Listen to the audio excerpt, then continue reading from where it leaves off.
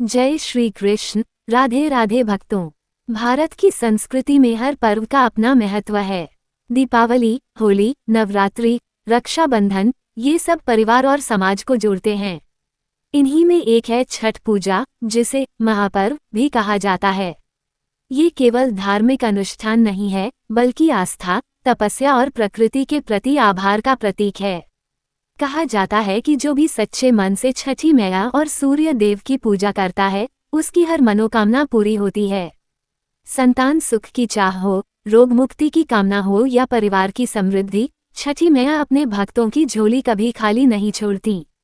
सूर्य ही वह शक्ति है जिसके बिना धरती पर जीवन की कल्पना भी नहीं की जा सकती। प्राचीन ऋषि मुनि मानते थे कि सूर्य प्रत्यक्ष देवता हैं। उनसे ही अन्न, जल और वायु का संतुलन बना रहता है। इसलिए वे सूर्य की उपासना करते थे। धीरे धीरे ये परंपरा समाज में आई और सूर्य षष्ठी व्रत के रूप में विकसित हुई, जिसे आज हम छठ पूजा कहते हैं। कहा जाता है कि जब भगवान श्री राम 14 वर्षों का वनवास पूरा करके अयोध्या लौटे, तो पूरी अयोध्या दीपों से जगमगा उठी। उस समय माता सीता ने कार्तिक शुक्ल षष्ठी को सूर्य देव और छठी मैया की पूजा की। उन्होंने यह व्रत संतान सुख और राम परिवार की समृद्धि के लिए किया। सीता माता ने गंगा किनारे जाकर स्नान किया, फिर मिट्टी के घाट बनाए और सूर्य देव को अर्घ्य दिया। संध्या और प्रातः अर्घ्य के बाद उन्होंने व्रत का समापन किया। तभी से छठ पर्व की परंपरा रामायण काल से जुड़ी मानी जाती है। महाभारत काल में भी छठ पूजा का उल्लेख मिलता है।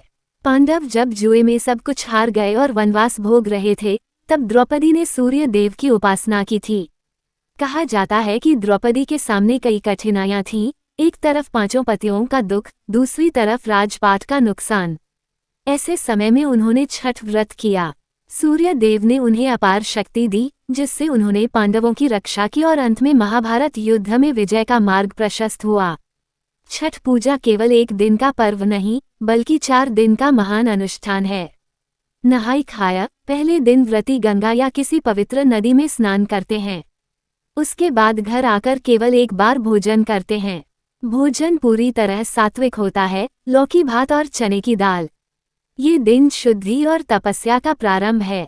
खरना, लोहंडा। दूसरे दिन व्रती पूरे दिन निर्जला उपवास रखते हैं।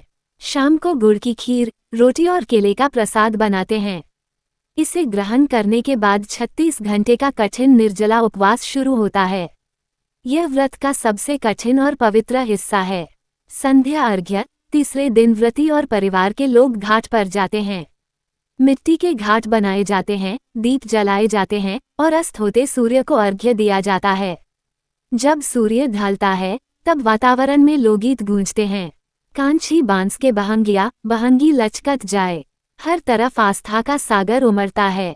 प्रातः अर्घ्य। चौथे दिन सुबह उगते सूर्य को अर्घ्य दिया जाता है। ये दृश्य अविस्मरणीय होता है, जैसे पूरी प्रकृति एक साथ सूर्य का स्वागत कर रही हो। इसके बाद व्रती व्रत तोड़ते हैं और प्रसाद ग्रहण करते हैं। बिहार के सीवान जिले का एक छोटा सा गांव, वहां रामदुलारी नाम की स्त्री रहती थी। उसका विवाह हुआ, लेकिन वर्षों तक उसे संतान सुख नहीं मिला। समाज के ताने, घर का दुख और मन की पीड़ा, सब कुछ उसने सहा। फिर एक दिन गांव की बुजुर्ग महिला ने उससे कहा, बिटिया, छठी मैया की गोद कभी खाली नहीं रहती। अगर तू सच्चे मन से व्रत करेगी तो जरूर संतान सुख पाएगी। रामदुलारी ने छठ व्रत शुरू किया। हर साल वह घाट पर जाती, निर्जल व्रत रखती और सूर्य को अर्घ्य देती। कई लोग उसका मजाक उड़ाते, कितने साल से कर रही है व्रत, मिला क्या? लेकिन रामदुलारी अडिग रही। उसका विश्वास अटूट था। 7वें साल कार्तिक महीने की छठ पूजा के बाद उसके घर से शिशु के रोने की आवाज आई। वह संतान सुख से धन्य हो गई। गांव के लोग कहते हैं, देखो, छठी मैया कभी अपने भक्त को निराश नहीं करती।